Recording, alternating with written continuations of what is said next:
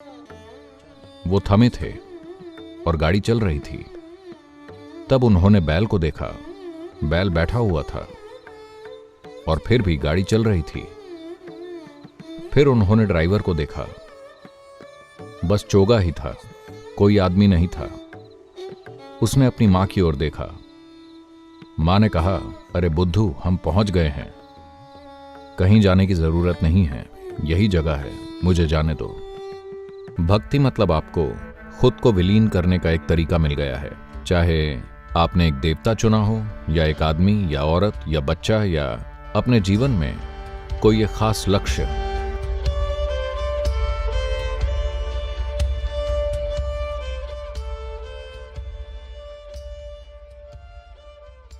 ये एक अद्भुत घटना है जो 250 या 300 साल पहले हुई। कर्नाटक के दक्षिणी भाग में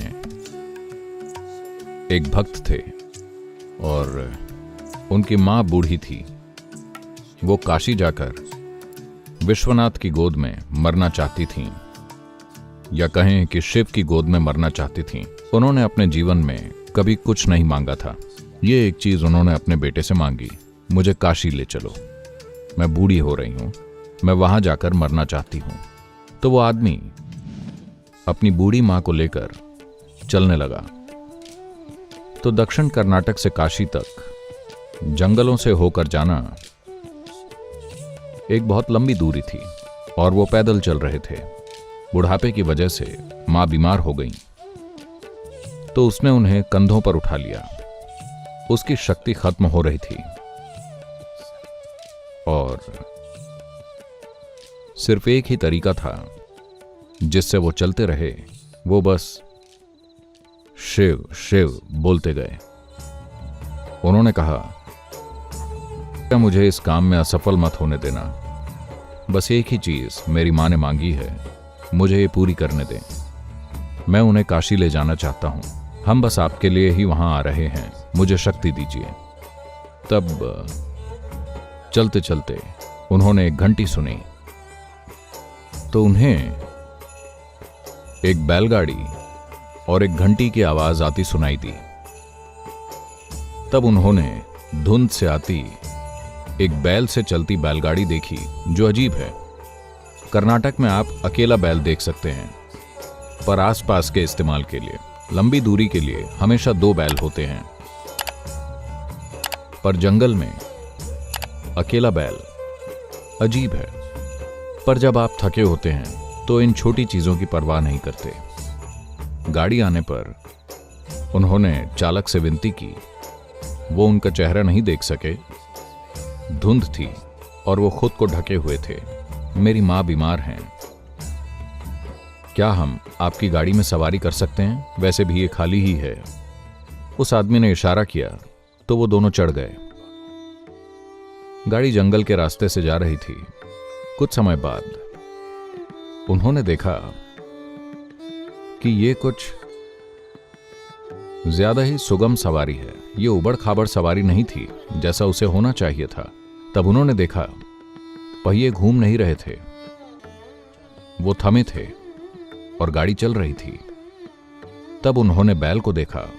बैल बैठा हुआ था और फिर भी गाड़ी चल रही थी।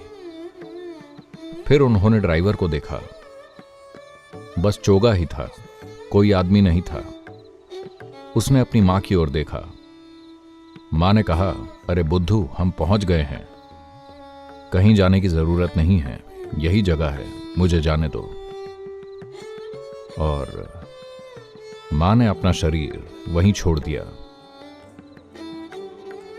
बैल, गाड़ी और ड्राइवर गायब हो गए। तब वो आदमी वापस लौट आया। लोगों ने सोचा, ओह, ये अपनी मां को कहीं फेंक कर चला आया है, ये उन्हें काशी नहीं ले गया, ये तो बहुत जल्दी वापस आ गया। उन्होंने कहा, तुमने अपनी मां को कहां फेंक दिया? वो बोले, नहीं, हमें जाना ही नहीं पड़ा, शिव खुद हमारे लिए आए। उन्होंने कहा, बकवास। वो बोले, आप क्या सोचते हैं, इससे फर्क नहीं पड़ता। वो हमारे लिए आए और बस मेरा जीवन रोशन हो उठा है। मैं अपने भीतर ये जानता हूं, आपको नहीं पता तो आप जाने। तब उन्होंने कहा, ठीक है, तो हमें कुछ दिखाओ। किसी तरह हमें दिखाओ कि तुमने शिव को देखा, वो तुम्हारे लिए आए। वो बोले, मैं नहीं जानता, मैंने उन्हें नहीं देखा, मैंने बस एक चोगा देखा, कोई चेहरा नहीं था, कुछ भी नहीं था, वो खाली था। वो बस ऐसे ही बैठे थे, वो ऐसे बैठ गया और अचानक सबने बस उसके कपड़े देखे, वो वहां नहीं था। वो दक्षिण भारत के महान संत बने,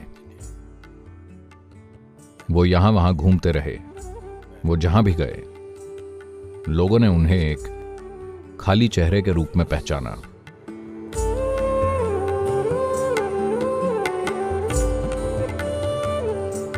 भक्ति मतलब आपको खुद को विलीन करने का एक तरीका मिल गया है, चाहे आपने एक देवता चुना हो या एक आदमी या औरत या बच्चा या अपने जीवन में कोई एक खास लक्ष्य हो।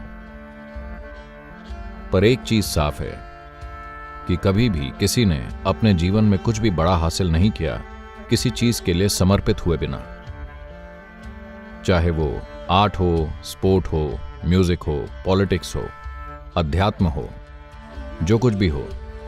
जब तक आप समर्पित नहीं होंगे कुछ भी महत्वपूर्ण नहीं होगा, क्योंकि भक्ति भाव बिना आप अपनी खुद की सीमाओं को पार नहीं कर पाएंगे। आप किसके लिए समर्पित हैं मायने नहीं रखता, आप चाहे जिसके लिए समर्पित हों, यह आपकी भक्ति का गुण है जो आपको रूपांतरित करेगा। भक्ति के बिना सच्चा रूपांतरण नहीं होता। भक्ति के बिना एक इंसान कभी भी पूरी तरह सशक्त नहीं होगा।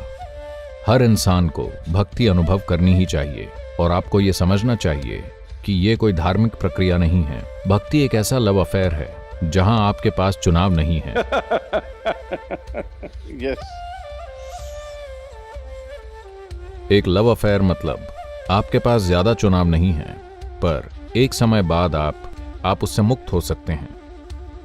भक्ति एक ऐसा लव अफेयर है जहां आपके पास कोई चुनाव नहीं होता और आप उससे कभी भी मुक्त नहीं हो सकते। आप उसमें खींचे चले जाते हैं और कुछ नहीं रह जाते, क्योंकि आप कुछ नहीं रह गए तो आप सब कुछ भी हो गए।